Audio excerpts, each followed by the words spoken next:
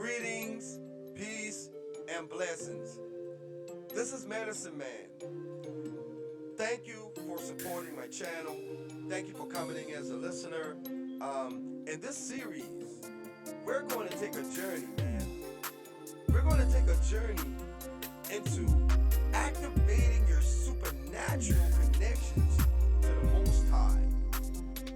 In this journey, we're going to tackle the concepts, the principles that we have been programmed with. We're going to look at it. We're going to take out the best elements and we're going to toss to the side the elements that no longer serve our purpose. One of the main attractive things about the world that we live in is culture.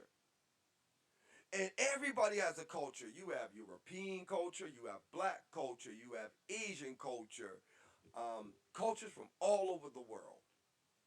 Okay? And even within those groups, you have Japanese culture, you have Korean culture, you have Mandinka culture, Wolof culture, Asante culture. Each cultural expression is primarily different from the other.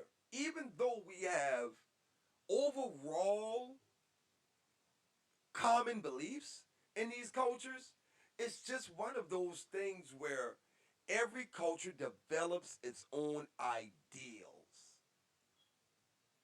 even in the midst of the commonalities. All right?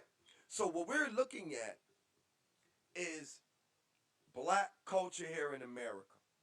What we're looking at is American culture.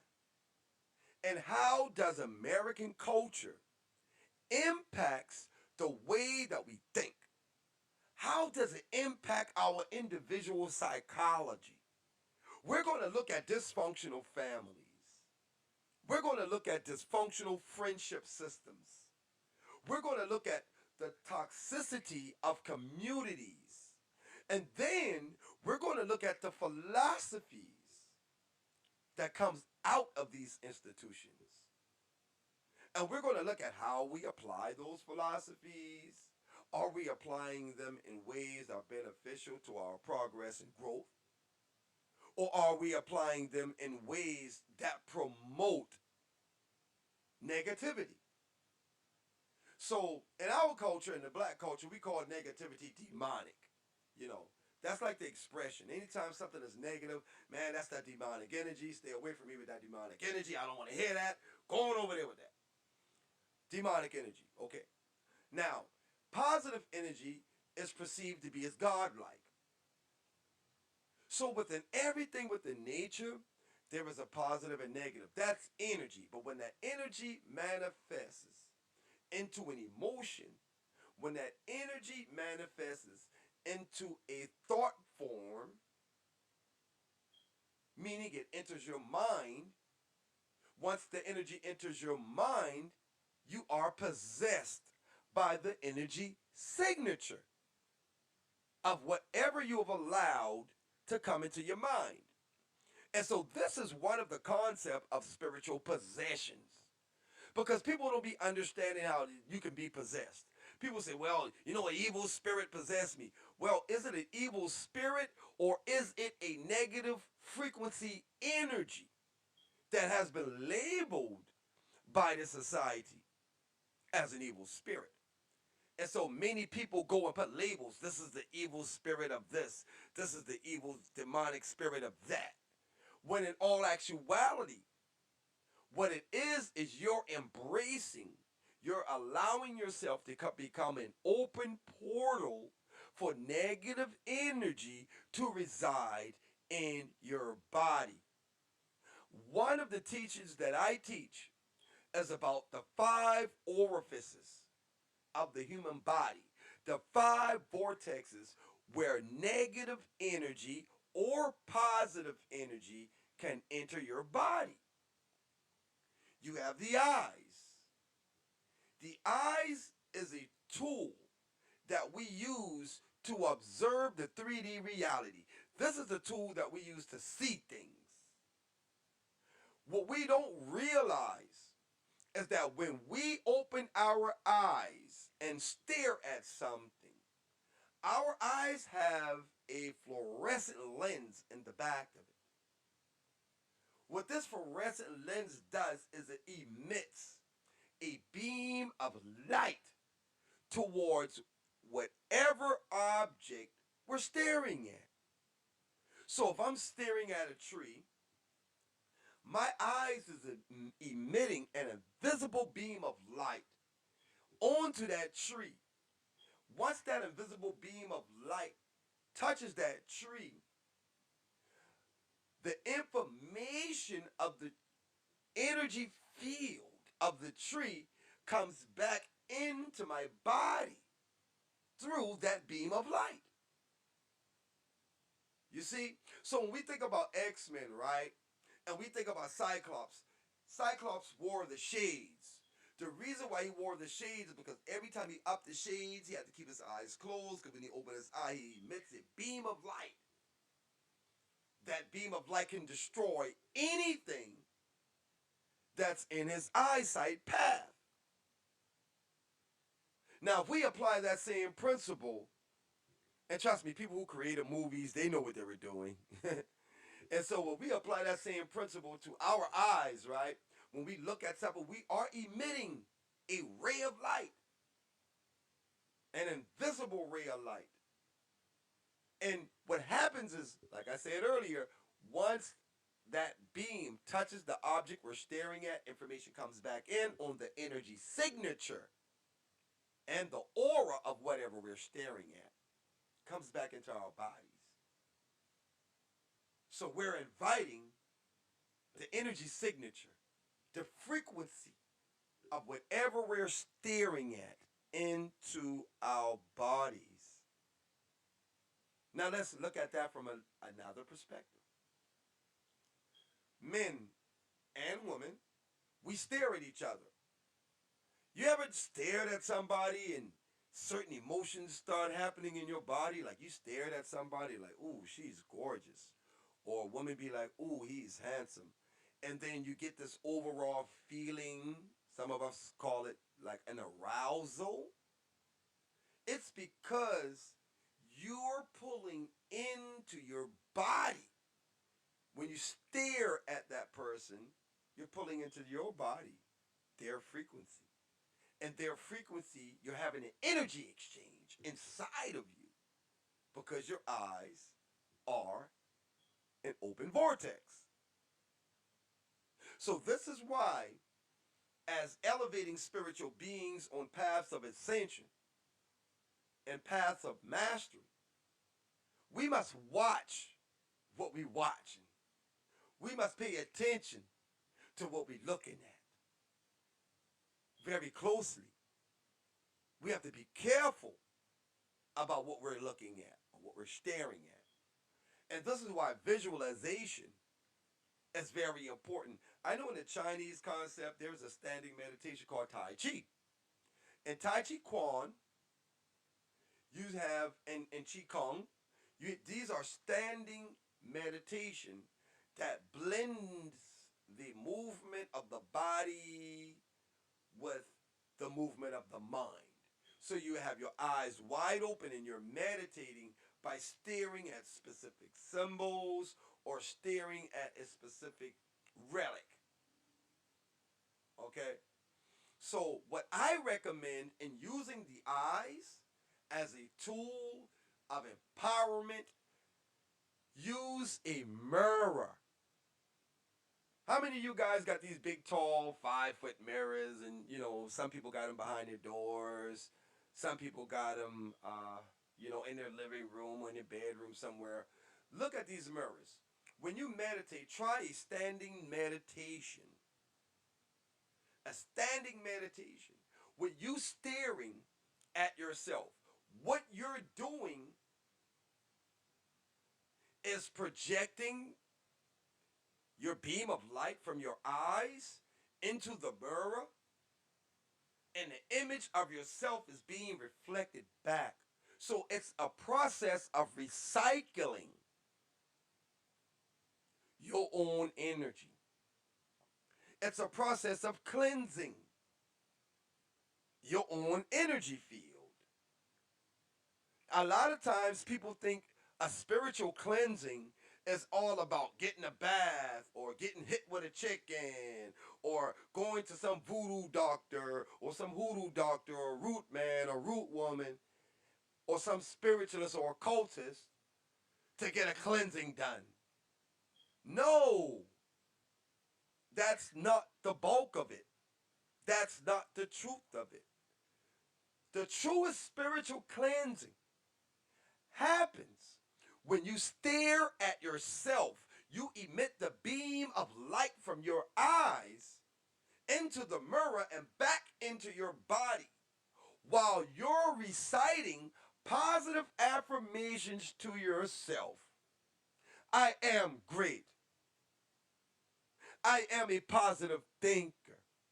I am an entrepreneur. I am somebody. I am a creation of God. I am God's child. I am one with the Most High. Connect yourself through positive affirmations while you are staring at yourself because you're emitting that energy to read in and feed in to your own energy field. And at the same time, you're processing energy. You're processing frequencies about yourself. During that time, you enhance your thoughts about yourself. You enhance your emotional states at that time. You enhance it. I am not depressed. I am not stressed. I don't have anxiety. This is how you empower your inner being through using the first of the orifices I'm describing here today. Okay? Follow me. The next orifice that evil energy, now let me go back for a second. Evil energy can enter into your eyes by what you're watching. So, yeah, there are things we shouldn't be watching, things we shouldn't be looking at. You know how old people be like, don't watch them horror movies because them horror movies, not but demons in them. Well, they were right. They were right. When you watch horror movies, you're internalizing horrific events for your brain to process. You're internalizing gruesome sceneries for your brain to process. Once your brain processes it, what happens is your brain attaches an emotion to it. So now you're watching a TV show that has horrific events, gruesome and horrific. And now you're processing it. All of that processing power of processing the frequency of a movie is wasted energy. And it's draining you of your energy because it's useless. It's just a show that is programming you and forcing your body to process energies that's not even real. It's not even real. And this is one of the real reasons why the old people used to be like, don't be watching them demonic shows in my house. And, Granny used to go off about that. Don't watch them. Because it's a perpetuation of evil, of darkness. And this is one of the ways how dark and demonic energies enters our bodies. When we watch it, it gets in our body. Oh, that was a good movie. But you don't know in the background, your brain has processed these events. In the background, your heart has created emotions that will later resurface in your life if you're placed in similar situations. If there's anything that triggers you, that's an extra emotion. If there's something that triggers you, that's an extra thought that's placed in the back of your subconscious mind that once conjured forth, called out, it could become a reality for you. You see? So that's the reason why we should pay very close attention to what we're looking at. Okay? Now, the next orifice is the nose. Smelling. We're talking about our smell. You can. Some people can smell life. Some people can smell death. Some people can smell sickness. Some people can smell wealth and abundance. And some people also can smell the presence of poverty. You can smell a flower. You can smell that cake your wife cooking in the kitchen. You can smell that apple pie at Thanksgiving. The sense of smell is very powerful. Aromatherapeutic medicines is a very powerful art of creating the proper mood. The orifice of the nose controls and has a lot of control with your mood. When you smell something smell good, your stomach start growling, right? When you smell food, like, that smell like chicken, now you're hungry. You see, aromas control your mood. That's why if you want a happy home, one of the techniques of developing and establishing a happy home is make sure it smells good at all times. Not when you're down, because I know a lot of people like to use the technique, oh, I'm not feeling good, I need to clean up and spray this spray and mix it in this oil and burn this incense to make it feel good after you already felt bad. The proper technique is to make it a daily routine to keep your home, your living area, smelling good. Aromatherapeutic medicines. Make it smell great. If you want to be great, it has to smell great. And so part of creating that aroma in your home, people use patchouli, they use lemongrass, lavender, roses, all type of essential oils that you can use to balance out the energy frequency of your home.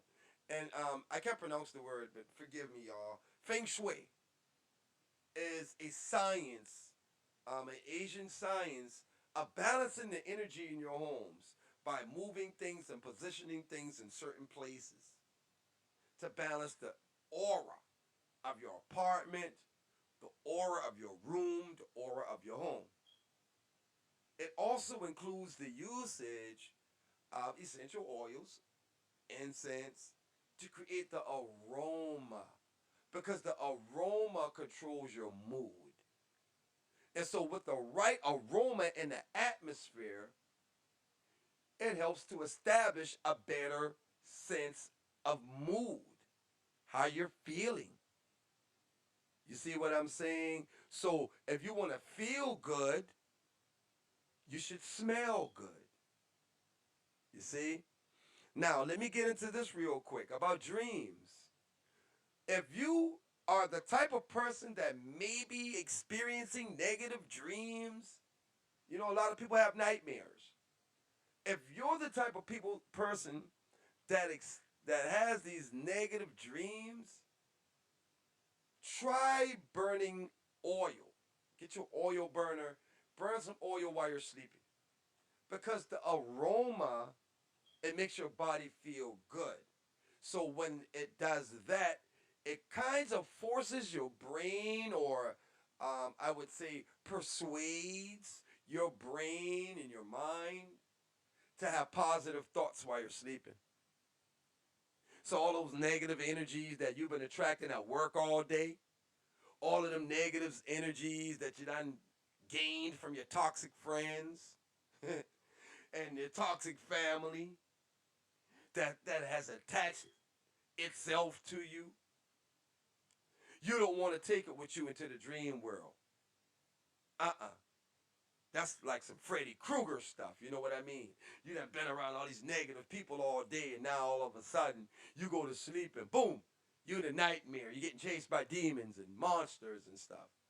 You know what I mean? So to avoid that, after having a negatively influenced day, burn some oils. Now, I don't recommend incense because incense got smoke. And even though incense smells good when you burn the incense, oh, it smells good, but it's smoky. It's not good for your lungs while you're sleeping. And so if you cause any types of stress to your body, any type of stress. So the first sign of smoke in your body gets alarmed. Even though you're thinking that this incense you're burning is good at that moment, it's not, because the first sign of smoke going in your nose, your body goes on alert.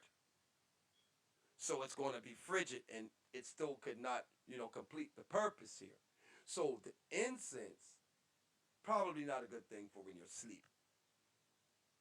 But the oils are. Another technique some people do, take a little bit of lavender or rose oil and just dab it under your nose before you go to sleep. Rub it on your pillow. Some people rub it on their sheets. Some people put it on their bed. These spray bottles and make a cologne with the essential oils, by putting alcohol, mix alcohol into the essential oil, make your little spray bottle, spray your bed down. That's another good technique to create a refreshing experience while you're sleeping. Okay? Now, dark energies can also enter into your body through your nose. Just like the eye, dark energies can enter into your body through your nose. So when you're talking to somebody, let's say we're listening to somebody talking, they're just stressed out and they're just trying to pour all of that up off on us. You're breathing in their presence, right? You're talking. And as you talk, and we're going to get to the mouth, but as you're talking or you're listening, your ears is in tune. We're going to get to the ears. Your nose is in tune too. Because as that person's talking, you're inhaling the air and you're exhaling all through your nose. So if you're around negative people and you're listening to negativity, you're inhaling it. Now, other things are happening as well. We're going to get there. You're inhaling it. Because every word, the voice is a frequency. That frequency travels through what? It travels through the air. Okay? So as that frequency travels through the air and we inhale it because we're in the presence of people speaking negatively and we are listening to it, we'll get to that part.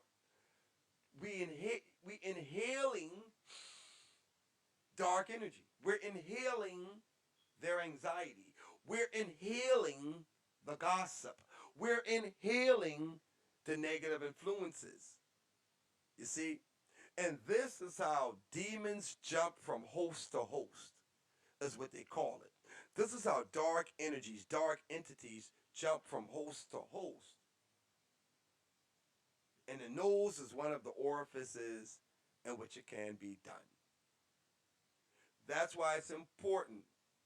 You know what I learned from one of my old teachers? They say when you're around a negative person, hold your breath a lot. Hold your breath. Because when you hold your breath, you close the portal. He said when you breathe out around negative people, make it a hard breath. Like a because it repels the dark energies trying to get into your nose. All right? That's just one small technique. But moving forward, the next orifice, as we know, is the ears. Yeah. We got to be really, really, really, really, really, super, really careful about the things that we're listening to. That goes for music, that goes for television, and it definitely goes for people. It goes for people. Some people we don't need to listen to because when we listen to them, the frequency of their energy signature gets in our body through our ears. The ear has eardrums. You want to know why they call it eardrums? Because it's an instrument. It's a musical instrument. That's why they call it drums. It vibrates. Everything you listen to makes a pattern, a beat on that drum. And it beats into your head. A musical vibration that represents the intentions of what you're listening to. So it doesn't matter what tone a person uses when they're talking to you. If it's negative, it's negative. Because once that energy frequency gets into your ears, your eardrum turns it into a drum pattern. That drum pattern created in your head is then processed by your brain. So it creates a music. So that music, that song from what you're listening to, it either becomes a high vibrational song or it becomes a low vibrational song. What you listen to can move you. It can move you. And then this is when beliefs and perceptions come in because it activates all of those other things. You know, so when you're listening to something negative, it activates your negative experiences. When you're listening to something negative, it activates your negative emotions about negative experiences that you've been through. You see? And a lot of times, negative energy vampires, they notice. They know how to trigger you. So what you have to do is develop a knack for not listening to things. This is why people say cut them off in the conversation. I'm sorry, I can't. No, I can't do that. I can't process that information. If they don't like it, oh well. You're responsible for the maintenance of your own spiritual being. Cut those negative conversations short so that you have to spend less time deprogramming yourself from what you heard. You see? That's how it works. As well as hearing positive things is great because you're letting positive energy into your body. You're going to feel good about what you're listening to. It sends you into an emotional state that elevates your frequency. You see? And these are all stepping stones. That's all. These are stepping stones. Now, the next level is the mouth, the almighty mouth. You know, we go through religious scriptures. We can go through all the religious books. They talk about that tongue. That tongue is wicked. But that tongue can also save lives. Like a double-edged sword. The tongue can hurt. The tongue can help. The tongue can break or make. It can inspire or can depress. Depends on how you use it. And in this society and culture we live in, we are basically taught to lash out with the tongue. Which, in other words, from a spiritual perspective, it's use your tongue recklessly for your own advantage. Because that's what we're taught. We're taught to use our tongues recklessly for our own advantage and hold it for our own advantage, which is wrong. As elevating spiritual beings, seeking a connection to God, to the Most High, we have to use our tongues in accordance with what's right. I know that's hard for a lot of us to do. It's complex. It's very hard. We're all learning, of course, so we're going to grow together and we're going to understand that in order to, to put out positive energy into the universe, we have to speak it into existence. A lot of the cultures that we living in now, it perpetuates using your tongue as a tool to manipulate others. And for that God sees it all. God sees it all now. So if you're not using your tongue correctly, if you're not using it to inspire and motivate, what happens is you cut yourself short, like the old people say. You cut yourself short of the glory of God because you're not using your tongue correctly. God sees that. He's taking notes, which means that you will not be able to access higher frequencies of power while using your tongue as a weapon to harm others. You see? And this is why the old people say, watch what you say. Better watch how you speak on people. Because you don't know who God's child is. You just don't know. You better watch what you say about people. All right? The tongue, very powerful. And it is the only instrument that is a vortex that can be extended outside of your body. Like your eyes can't pop out, you know what I mean? Your nose can't pop out. Your ears can't pop out. Nothing pops out but the tongue. You can point it. You ever see somebody stick their tongue out at somebody point their tongue? You're pointing your tongue. Sticking your tongue out and pointing it is a form of energy transference.